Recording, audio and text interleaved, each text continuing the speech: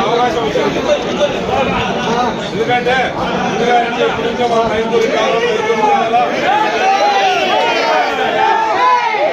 పోరాటమే రోజు నాకు అవకాశం ఇచ్చింది. దాని మా పెద్ద పోరాటం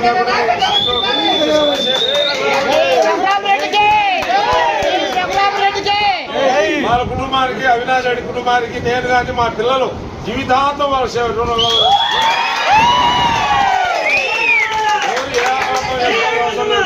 ఆయన ఉన్నంత వరకు, అవినాష్ రెడ్డి కుటుంబంలో ఉన్నంత వరకు మేము కానీ మా పిల్లలు కానీ అందరము ఎన్ని ఏళ్ళు రాజకీయం వేయాలన్నా ₹1 డబ్బు లేకుండా మేము మా వరకు మేము ఆయన కర్తవ్యం మా కర్తవ్యం పూడ్చుకుంటాం.